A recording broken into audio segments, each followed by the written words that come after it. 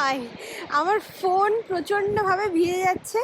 আমি বারবার বলছি বেশিক্ষণ আমি ভিডিও করতে পারছি না।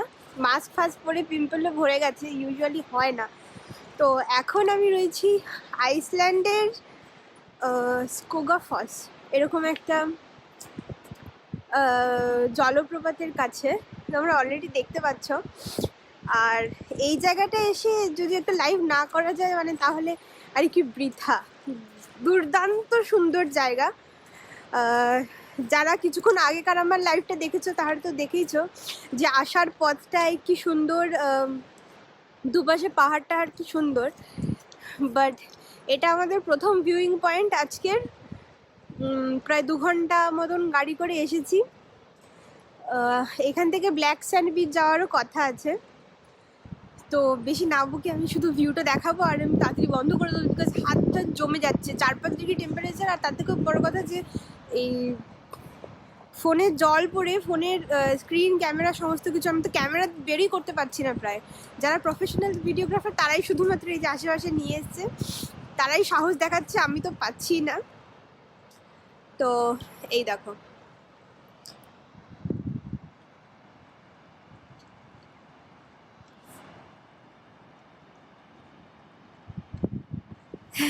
ঠিক আছে। না না, আমি তো চেষ্টা করি যেখানে যেখানে লাইভ, যেখানে যেখানে ঘোরার সেখানে সমস্ত জায়গায় গিয়ে লাইভ করার। চট্টগ্রাম থেকে দেখছেন, ধন্যবাদ। এই দেখেই বুঝতে পারছো এই যে ফোনের স্ক্রিনে মানে ক্যামেরার এখানে পুরো জল এসে পুরো ভিজিয়ে দিচ্ছে। এটা মানে দূর থেকে হয়তো অতটা বোঝা যাবে না, বাট এখানে প্রচণ্ড মানে ছোটো ছোটো জল এসে ক্যামেরা পুরো ভিজিয়ে দিচ্ছে। এই জন্য যারা ওই প্রফেশনাল 2-1 জন তারাই একটু সাহস করে বের করেছে ক্যামেরা। এটা হলো আইসল্যান্ডের স্কোগাফস। শুধু এই জলপ্রপাতটা নয়, মানে এখানে আমাদের গাইড বলেছিল এইখানে একটা রাস্তা আছে, এই যে এখান থেকে দেখতে পাচ্ছ এইখানটা একটা রাস্তা আছে, ওইখান থেকে মানে এই পুরো ভিউইং পয়েন্টটা আমাদের 40-45 মিনিট মতন আছে। তো কেউ কেউ ওপরে ওঠে, কিন্তু আমি এই যে এই জুতো পরে এসেছি এবং এটা স্লিপারি। তো ওখানে যে মানে সিঁড়িগুলো রয়েছে সেগুলো পাথরের, এবং সেইটা দিয়ে উঠতে, আর আমি প্রচণ্ড ল্যাদখোর মানুষ সেটা সবাই জানে। তো আমি আর উঠলাম না ওপরে, কারণ ওই যে ওপরে একটা ভিউইং পয়েন্ট রয়েছে, এই দেখো এইটা একটা ভিউইং পয়েন্ট। তো এখান থেকে দেখলে প্রচণ্ড সুন্দর পুরো পাহাড় ঘেরা জায়গাটা দেখা যায়। বাট হাত ধরে রাখতে পারছি না। এই দেখো এখানে অলরেডি তোমরা ব্ল্যাক স্যান্ড দেখতে পাচ্ছ, এটা কিন্তু মাটি নয়, হ্যাঁ এটা বালি এবং কালো রঙের বালি। এটা লাভা থেকে, এখানে যে লাভা সেইগুলো থেকে বছরের পর বছর ক্ষয়ে ক্ষয়ে তারপরে এই বীজগুলো বা এই বালিগুলো তৈরি হয়। এই পাথর থেকে প্রথমে এই যে পাথর, তারপরে দেখো বালির লেয়ার। এটা কিন্তু বালি, কেউ মাটি ভাববে না, কিন্তু এটা কালো রঙের বালি। তো পুরো এরকম পাহাড় ঘেরা স্থানটা, ফোনে গ্রিনটা অতটা বোঝাও যাচ্ছে না ক্যামেরায়, বাট অসাধারণ সবুজ, প্রচণ্ড সবুজ। ও এই দেখো কি দুর্দান্ত জায়গা।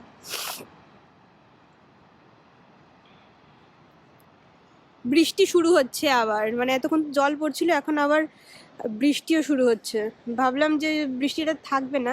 আর এই দেখো এখানে দেখতে পাচ্ছ কি সুন্দর ছোট ছোট বাড়ি। ওই যারা লর্ড অফ দ্য রিংস দেখেছো তাদের ওই ঘরগুলো মনে আছে, মাটির তলায় মানে সবুজ ঘাসের তলায় যে ঘরগুলো, সেই রকম কতগুলো ঘর দেখলাম। মানে এতদিন যেগুলো মুভিতে দেখে এসেছি চোখের সামনে থেকে দেখতে মানে অসাধারণ লাগছে সত্যি।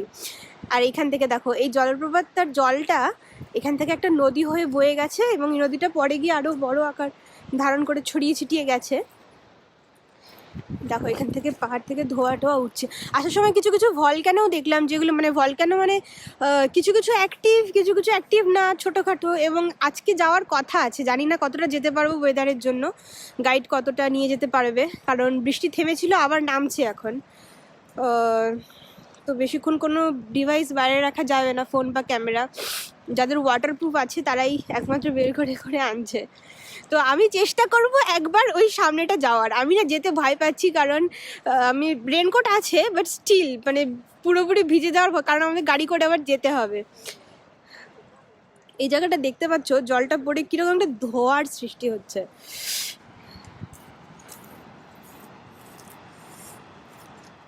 এটা ওয়ান অফ দ্য লার্জেস্ট জলপ্রপাত ইন আইসল্যান্ড।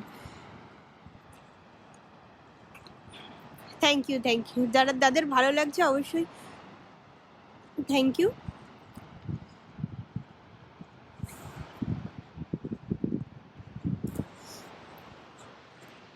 এই দেখো এখানে একটা ফটোগ্রাফার ভিডিও করছে, তাও এতটা দূরে, আর ওদের নিশ্চয়ই ক্যামেরা ওয়াটারপ্রুফ, সেই জন্য। এই যে এইখানটায় ট্যুরিস্টের সব বাস টাসগুলো এসে দাঁড়িয়েছে, আমাদের ছোট্ট একটা ভ্যান মতন আছে, আমরা প্রায় 14 জন মতন আছি, সেটাও আমরা ওখানে। আর এইখানটায় দেখতে পাচ্ছ কিনা জানি না, এই যে এইখানটা দেখতে পাচ্ছ কালো আর ব্রাউন কালারের ঘোড়াও ঘুরছে, মানে আসার সময় দুপাশে সিনারিটা এত সুন্দর। আমি কাশ্মীরের পেহেলগাঁওতে গেছিলাম, মনে আছে? পেহেলগাঁও থেকে আমাদের যে হোটেলটা ছিল, সেখান থেকে নেমে গিয়ে নদীটা, আর সেই নদীটার চারিপাশে ঘোড়া ঘুরছিল, ঘাস খাচ্ছিল, সেই রকম গ্রিন, এইরকম মানে পরিবেশটা এখানে এরকম। তো আমি আর বেশি কাছে যাব না, কি যাবো মানে ভাবছি, প্রচুর মানে ভিজে যাওয়ার ভয় লাগছে আর কি, আর বৃষ্টিও নামছে। অনেকে ওপরে উঠেছে, এই যে রাস্তা, এখানে একটা সিঁড়ি আছে, এখানে সিঁড়ি দিয়ে উপরে উঠেছে, বাট আমি একদম সাহস করছি না, বিকজ আমি জানি অতটা উঠতে পারবো না আমি।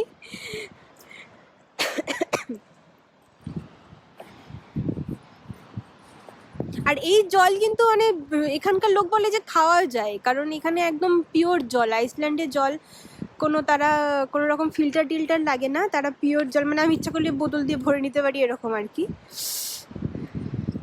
আর কালো পাথরের উপর দিয়ে কি সুন্দর দেখো জলটা বয়ে চলেছে, একদম ক্লিয়ার।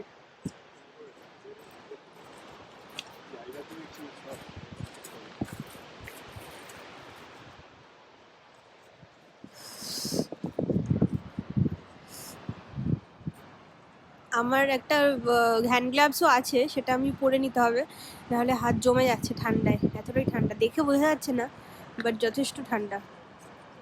ঠিক আছে, যারা সঙ্গে থাকলে অনেক ধন্যবাদ। এবার আমি টাটা, আমি একটু সামনে গিয়ে, রেনকোট পরেছি আমি অলরেডি, পুরোপুরি ঢেকে ঢুকে এবার একটু সামনে যাওয়ার চেষ্টা করি, দেখি যদি একটু ভিজে আসতে পারি। আবার যদি পরে কোনো জায়গায় এরকম সুন্দর ভিউ পাই, তাহলে আবার ভিডিও করার চেষ্টা করব, লাইভ করার। টাটা।